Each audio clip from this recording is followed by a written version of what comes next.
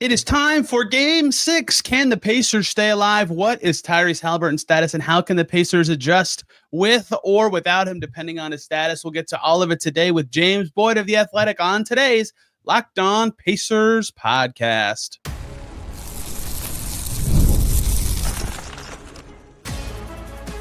You are Locked On Pacers, your daily Indiana Pacers podcast, part of the Locked On Podcast Network, your team every day.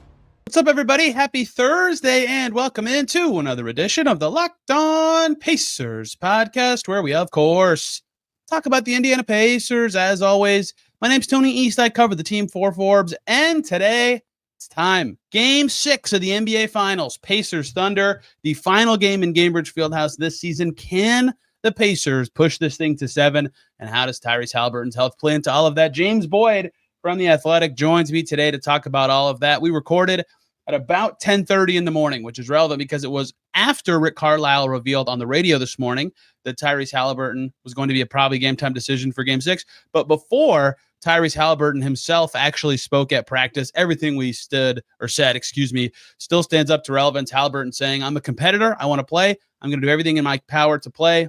But some acknowledgments that more testing and more time will be required for that decision. So that's everything there. Let's talk Game 6 of Pacers Thunder, Haliburton's health, and the NBA Finals. Game 6 of the Finals. It's June 19th. The Pacers are still playing. Can they keep their season alive? What will Tyrese Haliburton give them? That is the key topics coming today, and I can't do that alone. A person who sat next to me Tuesday night, unfortunately, has to deal with me one more time this Pacers season. You know him from The Athletic and 107.5 The Fan, and his work this morning will be heavily featured today. It's James Boyd, the Romeoville kid himself. How are you, sir? I'm doing good. A little sleep deprived, as we all are at this point in the year, right? Because there's just so much going on. But I'm excited for Game 6 tomorrow night at Gainbridge Fieldhouse, and obviously everything else leading up to that as far as availability from you-know-who. 8:30 tips are killing me. The Fever have a 7 o'clock tip. Gonna get home early, right? Things are great. Oh, it's the longest game ever. Oh, there's a lot of stuff to work on. Yay, exciting. Yes, that is the big topic. Talked about it yesterday with Rylan Stiles. More from Rick this morning. We're talking before practice, so Tyrese will talk later. But Rick with you and Kevin Bowen this morning saying game time decision for Tyrese Haliburton. Of course, there's long-term considerations, but it's the finals. It's the finals. James, my strong gut feeling is that he will play, given the comments he made to us after Game 5 about this moment and this situation, but he will certainly not be 100%, as we saw in Game 5 and really throughout the series as he's been reaching for the back of that leg, the tape on it, the pregame treatment, all that. Can they do this without? I mean, what does he need to do in this? Like, if you're Tyrese Haliburton, how are you changing your approach to a game like this? Man, I don't even know if you can, because your leg is so important, right? You know, you need that to run around, and it is concerning. I'll probably push back a little on Tony. After hearing about the MRI and hearing Rick say it's a game time decision, I'm thinking, man, he's more up in the air than I thought he was after saying he'd play. So We'll see how that goes. But I also think that, if he is available, he has to get off the ball probably. I can't imagine him bringing the ball up, initiating the offense every single time down like he normally does if he's on a bum leg. And so does that mean you get Andrew Nembhard to bring the ball up and you get Tyrese running off some actions? But even then, I'm like, running, like we saw him at the end of game, 5, and he was not the player we've seen throughout these playoffs, the one that can make the big shots, make the big plays. So it's a tough question, man. I almost feel like if he's compromised to that degree, would you be better off just rolling with a healthy or tired TJ McConnell over a limping Tyrese Haliburton? Yeah, that's the question. What percentage of Haliburton is actually worth value to play at all? Right? Like to throw out the long-term injury risk, should that even be a thing that's a part of this? And look, every leg muscle there is, right? Yeah, you hear calf, and you start thinking, Kevin Durant and Damian Lillard. For me personally, yeah, yes. On this in the playoff stage too for both, like you got to be careful. I know the Pacers will be, but again, it's the finals. Like this is the thing that you do this for. And like Aaron Gordon pushed through against OKC in this was not, what was his? I don't think it was calf. Hamstring, right? Yeah, and he was good enough to play. Like, it was a good enough percentage of Aaron Gordon that it was worth it, but it was clearly not the Aaron Gordon, and he was a crucial player in that series. Like, that is a similar situation without the specific muscle that Haliburton is dealing with. I agree with you that, I mean, he almost was off ball a lot in game 5. Like, he was in the corners way more, and they were not like initiating with anyone specific over and over again, but you know, a lot of their free flowing stuff did not come from Tyrese Haliburton throwing it to someone else and running. And like, he couldn't drive to the paint and then immediately run out to the line. So it's hard for him to get them into their flow and their random stuff when him going into the paint is like a challenge. Like, he'd have to be more of a jump shooter in this instance. And that's why the off ball stuff you're talking about is so important. He is a good catch and shoot player, but like, what value does he have as a spacer? And also, like, he's got to guard someone. And that is really challenging if you have to I didn't think about that part. Yeah, and that's a really challenging part if you have to run and change directions a lot in a game like this, right? So, you know, the Thunder, they couldn't have known in game 5 that this would be a thing. I'm recycling a lot of points I've said about this already, but if they know in game 6, like, their game plan will be different, right? It will just be very hard for him in so many ways. Absolutely. I mean, does Lou Dort give you the indication he's going to not pounce on any weakness that you have? Him like Moby Dick if he can. Yes. Yeah, I think my guy Vince Goodwill from Yahoo Sports tweeted out that he was wrestling, and he spelled it WRASSLING, wrestling. And so you wonder if he's compromised and they know that, they smell blood in the water, they're going to go out even more. And this is a defense that Tyrese has already had trouble with during the regular season when he was healthy. They kind of made him a shell of himself. So, again, what can you do to kind of minimize, if he's out there, minimize his ineffectiveness to move around and maximize some of the other guys? And to me, Tony, a lot of it comes down to who can create an advantage off the dribble. I listened to Iman Shumpert after game 5, and he made some very good points, former NBA player, as he should. When you don't create the advantages, you're going east to west, and that shell defense they're in just gets even harder. And so I look at somebody like Mathurin, Andrew Nembhard, McConnell to a degree when he gets 2 feet in the paint. Can those 3, if Tyrese is not himself, create enough advantages off the dribble to change the math a bit, make them move? And ideally, the Pacers want to beat you with the pass, but it's very hard to pass when everyone's in every passing lane because you can't get off the dribble. You can't create an advantage. So it is a tough task to kind of face, especially without one of your leaders. And even if Tyrese is available, like you said, Tony, he's not going to be 100%. So how do you just find a way to survive at this point? But I will say, I'm excited, Tony, because very rarely do you get the opportunities for coaches and players to just throw everything out there, because you're not holding any cards back. Like, this isn't game 1. This isn't game 2. This is do or die. So you're literally just fighting to survive for one more game, one more day. And that might come with interesting wrinkles and things that we haven't seen before. Yeah, the guy that I'm the most curious about is Andrew Nembhard. You were at these games last year. No Tyrese Haliburton. No one gave him any chance against Boston in those 2 home games last year. Now, they lost both, so maybe those people were right to some extent. But like, he was awesome, right? And he was awesome against the best defense in the league that year. Yeah. And he killed great defenders. Like, Drew Holiday was like, man, he's at the rim again. Like, whoever it was just couldn't keep him in front. Now, that has not happened like at all since then. Like, he's had great games. Like, we all know about the lore of Andrew Nembhard just balling out for some random nights. But this is like the hardest opportunity to do that against this Thunder team. Like, what if they put Dort on him? That's not unreasonable to me if Haliburton's not 100%, right? So can he do that? I don't know, but he will probably be the primary initiator with the starters. If Haliburton plays, even that might be the case, right? So he's got to be sublime, like perfect. The turnovers he had in game 5 can't happen, right? He's got to make shots. He's got to be a floor general in a way that he usually is not asked to do. If Haliburton can't play at all, I think Mathurin would start, but because of what you already said. But regardless, he has to be like game 3, where his north-south pressure is immense, and the Thunder are like, crap, like, we can't stop this guy. McConnell, of course, has been huge all series, but the guys who like are involved in the paint but aren't getting there, if this makes sense, Turner and Siakam, those are like the swing guys to me, right? If they can't get mismatches where Siakam's going against Smalls because they're not switching the same way, that's going to cut off a lot of water for the Pacers. If Turner can't make those little flip shots he's gotten throughout the series. It hasn't really made in the finals after making them for all the playoffs. That's a big loss for the Pacers, right? So those two also are more important. Basically, everyone who takes a shot in the paint becomes more important, and those 5 are the biggest ones of it. But it's going to be so much harder to generate those good shots. It might feel like game 1 and 2 where it's like, man, these guys just can't get in the paint. Absolutely. I mean, Myles is someone who struggled throughout this series, and that's well documented. And again, can you have a game, just one game, where you really put it on him? Like, he has a couple moments throughout the series, a couple plays where he's gone straight through like Chet Holmgren's chest for a bucket. And I'm not saying like your entire offense should be throw it to Myles on the block. He's not the type of player. But occasionally, can you get a few of those advantages? Pascal Siakam, I thought in the fourth quarter the other night in Game 5, you saw why he got a max deal, why he is an All-NBA, All-Star caliber player.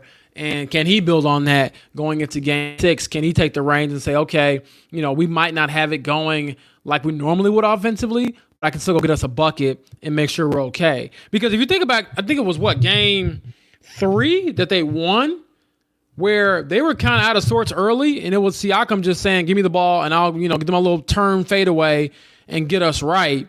And can he do more of that in Game 6? So, I mean, to be quite honest, it doesn't take a genius to figure out. A lot of these guys will have to step up in big, big ways, and who can do it and not to be overwhelmed by their increased role against a defense that will be swarming and jumping everywhere and making things hard on you, because you're not asking people to step up against the Hornets or the Wizards. There's no disrespect to your Wizards, Tony, but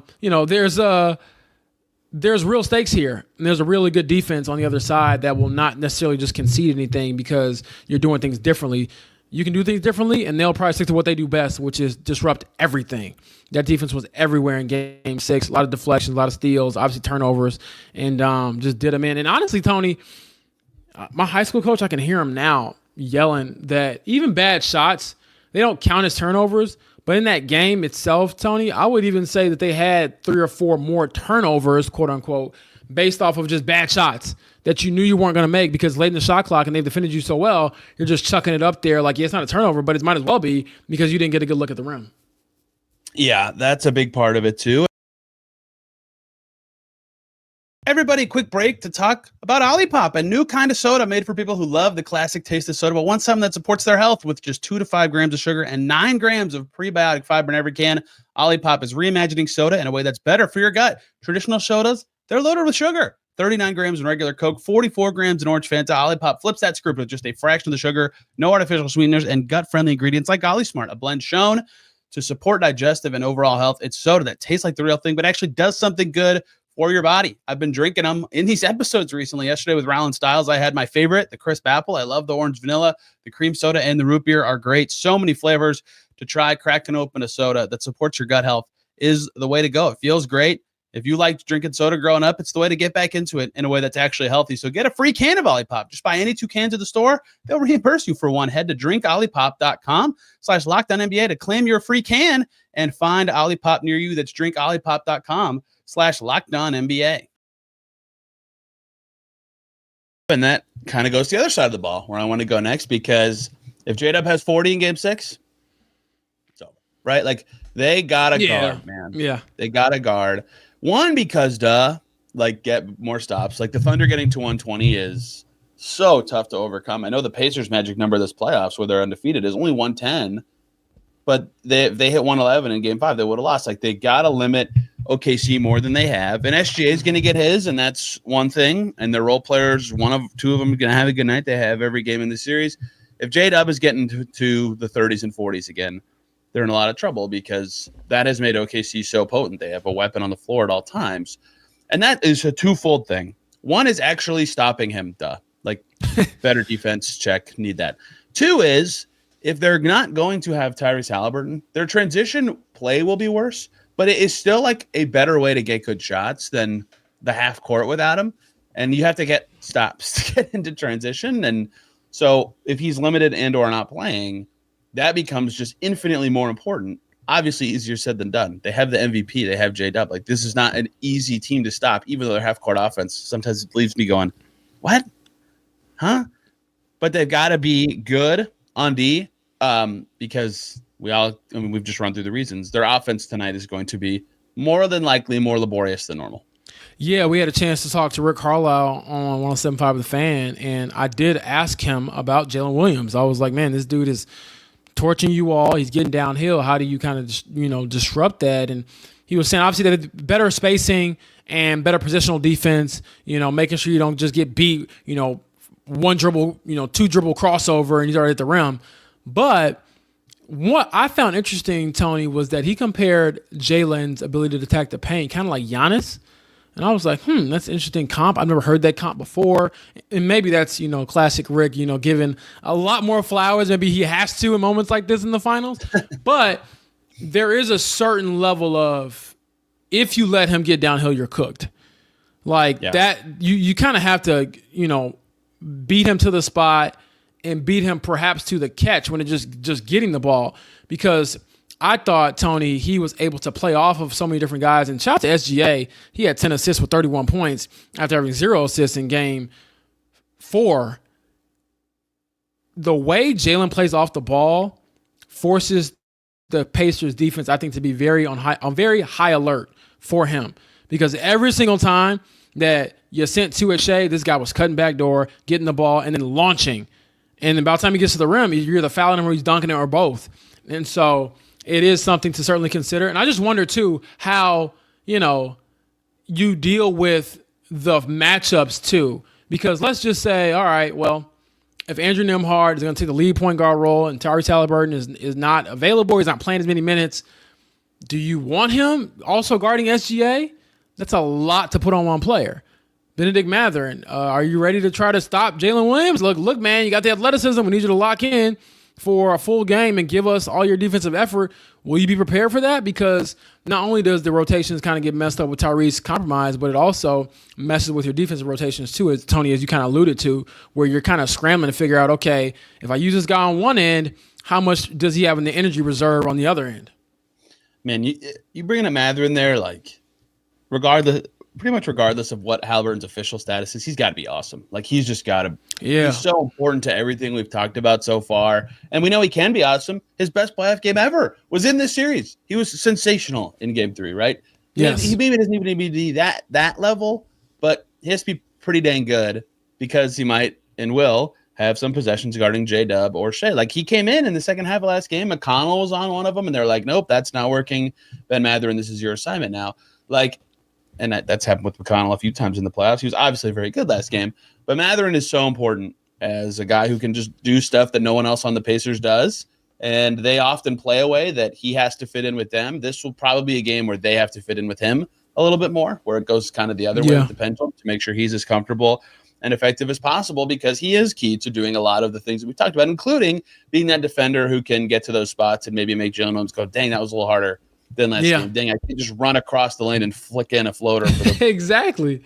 How many paint touches did he have last game, and how many layups did he have? I mean, the guy had 40 points, but man, he gets to the paint and he goes to these goofy shots, but once his feet get in the paint, they're comfortable shots from even if they look weird and the way the angle he's taken off or whatever he's doing. My respect for him as a player has gone way up. I've always thought he's good, but he's felt so inconsistent in the postseason as a high impact player. Since Game 3, he's been maybe the best player in the series. Balling, and that is a huge problem when the MVP is also there. And yes, Shea figured out the right balance of passing last game. The Thunder just looked very comfortable. They've got to disrupt them in other ways. All right, let's subtract the Haliburton aspect of this. Who else or what else do you feel like the Pacers need to be better at in Game 6 if they want to have a chance? I think Myles has to be much better. I believe he entered the final shooting 40% from 3 throughout these playoffs, and that number has dipped considerably in the finals. And I'm just waiting for that moment, Tony, where he hits 2 or 3 in a row. He had one the other night, which probably was good for his confidence, to see the ball go through the hoop. It was that corner 3, all net.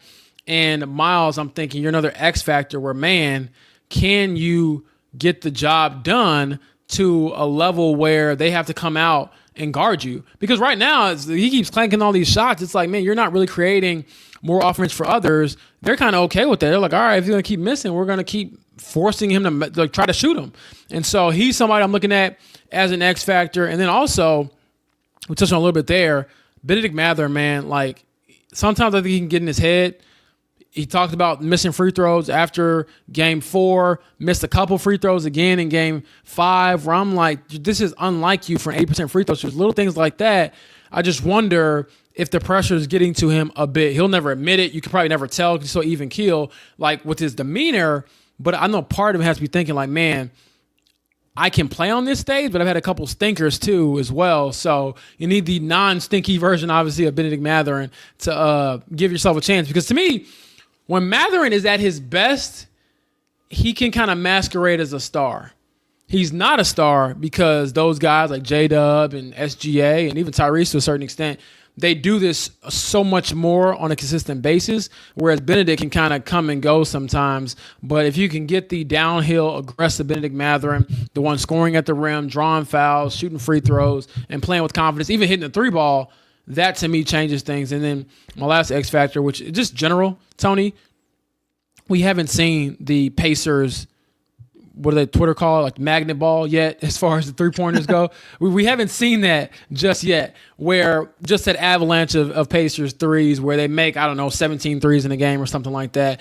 That would, if it were to happen, I feel like it would be game 6, not game 7, because you're at home, crowds, feeling good with the crowd, and the role players, in theory, I don't know how true this is. It's kind of changed over the last couple of seasons, but in theory, you'd want your role players play better at home and knock down some shots. So could that be a thing where you see a couple of guys make some threes, and that is the great, as you know, Tony, the great equalizer in NBA basketball is a 3-point line.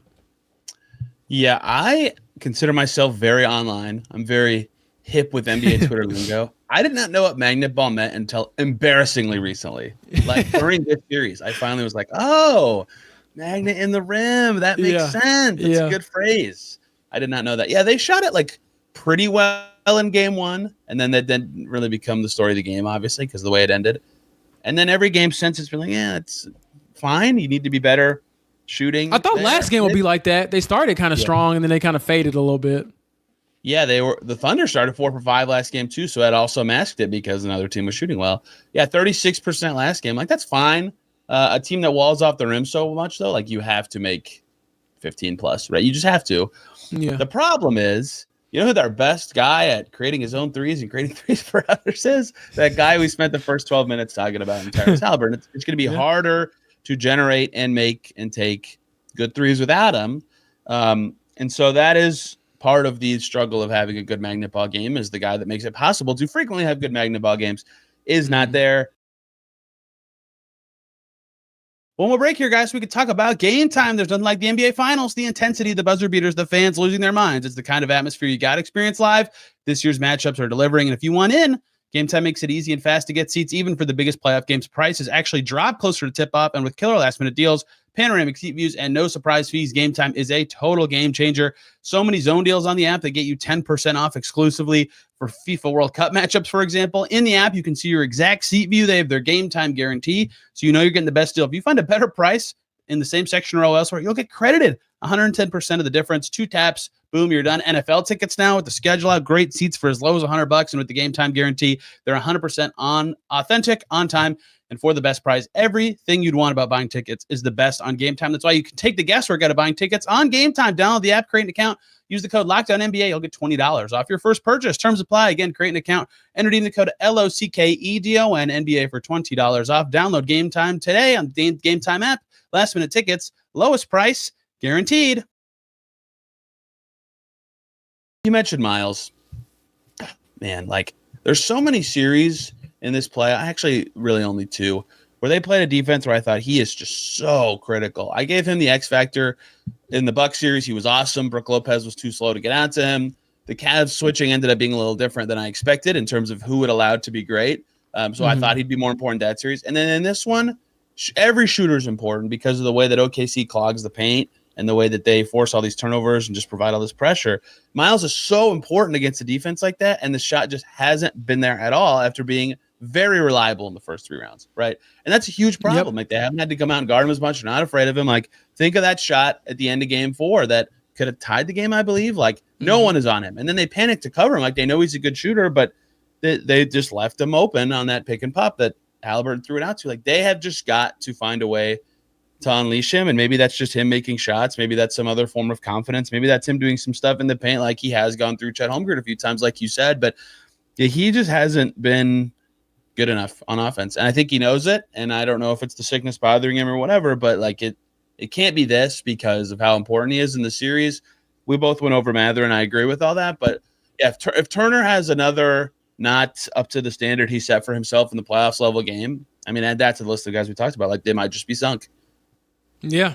I mean, and I'm not really buying the whole he's sick thing. I know he looked very sick in game. Okay, I agree with you. He is, but also, like, that's not enough to mask how bad he's been. Like, that's what I'm saying. Like, this isn't, in my opinion, Tyrese's calf, where we're like, man, you're not able to physically be yourself. Yes. Cold, no cold, short of breath, whatever, every shot you're taking. I even thought, and it might have been game 5, like his first free throw attempt was way off.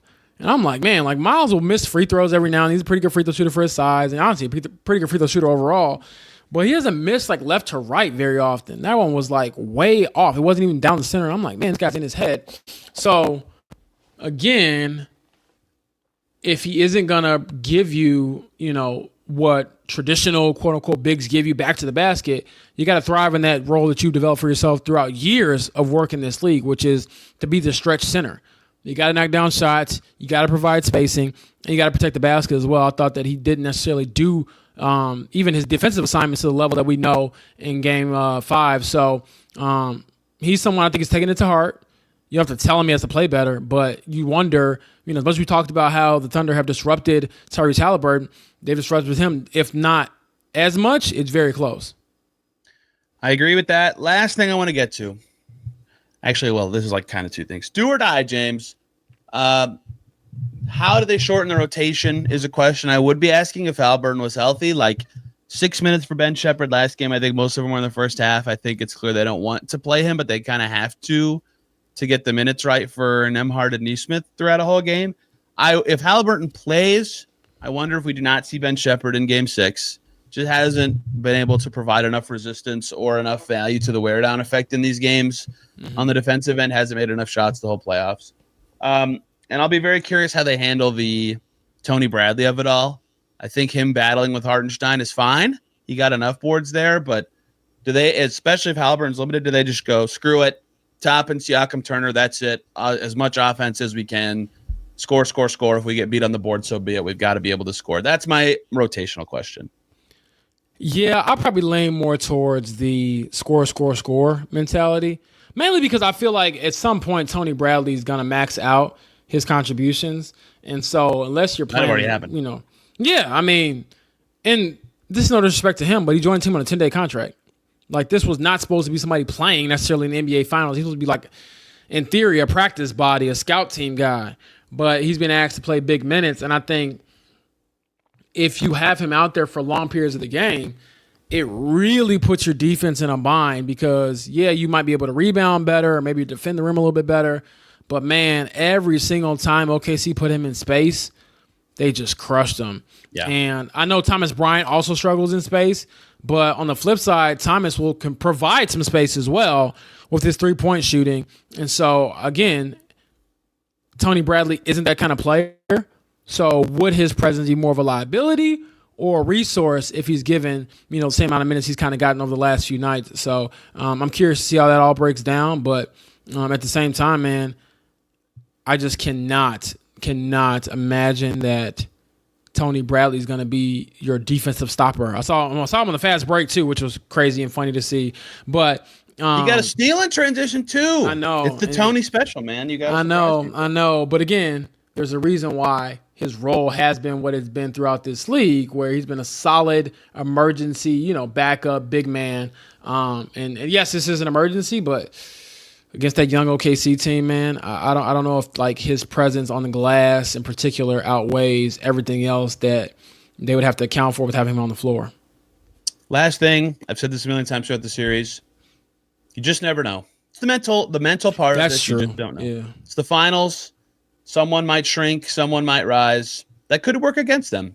But I'll be like, I've never covered an elimination finals game. I'll be endlessly fascinated to see what it feels like for everyone involved, because we can talk about all these basketball things and then you come out there and the Pacers look too fast for the first time like last game. Yeah. You just never know how the mental game will rise or fall for people, and I will be endlessly fascinated by that. That is the end of my thoughts on Game 6, unless you have some more. Last thing I'll say, kind of piggybacking off that, I will say this team is very mentally tough. I know they dropped 2 games for the first time in a row in months, but every time I think, man, are they dead? They show some signs of life. Even in Game 5, which they lost, to come back and cut that game to 2 with Tyrese Haliburton mainly on the bench, TJ McConnell leading the charge. I think most people thought we were going to win at that point. I mean, I did. I'm not going to lie. Part of me was like, oh, boy, like here they come. And part of that, too, is OKC hasn't been here. Right. Like, this isn't like if they had walked down Steph Curry or LeBron James or Kevin Durant in the finals, I'd be like, those guys are still going to kill you in the end. Like, this is just all for naught. But they kind of, hit back with their sledgehammer of defense, rebounding, shot making. And so, I think that someone like Aaron Nesmith could be due for a game. He hasn't had like a very great game on both ends in quite some time here. He's kind of struggled in the finals. And so how do those guys help you prepare, help you seize the moment? And, if anything, this team will not necessarily quit. Like, I don't expect it to be, even if they do lose, like this, in my opinion, will not be like a few years ago when the Suns just got crushed by the Mavericks. I believe that might have been a Game 7 where it's like, why did you even show up? They'll show up for this game. It's just, do you have enough talent-wise, I think, to get you over the top? Because I'm on record saying if Tyrese is compromised and he's not able to be 90% of who he is, their season's probably over. I agree. It'll be weird to talk about a failure on the big stage and a big season and how it all feels. It'll kind of depend how it looks tonight. We'll see. James will be on all over it in The Athletic. And you tell people where they can find the things you'll be saying about Game 6 and the Pacers. Yeah, so you can check out my work at theathletic.com. Obviously, cover the Pacers, a little bit fever, which was crazy last night, Tony, and the Colts as well. And then you can also listen to 107.5 The Fan, the morning show. I'll be up bright and early talking about Game 6 after Game 6. And so, while you all are going to work, getting some shut-eye, wake up, listen to the podcast, and also, which is the podcast for our show, by the way, but also if you're listening live, man, thanks for getting up with us and enjoying what we have to say about the show. I love setting my alarms to listen to and be a part of the morning show. I love setting my alarm too and making sure I get there by 6:57. I cut it close today by getting there by 6:58, but that's all right. On time is on time. You in the chair, you're in the chair. That's all that matters. There you go. We'll obviously be back tomorrow here talking Pacers Thunder Game 6. Is this going back to Oklahoma? We'll let you know. James, thank you for the time. Everybody, thank you for listening. You can find me at Tony R. East on Twitter and Blue Sky. Thank you all for listening. See ya very soon.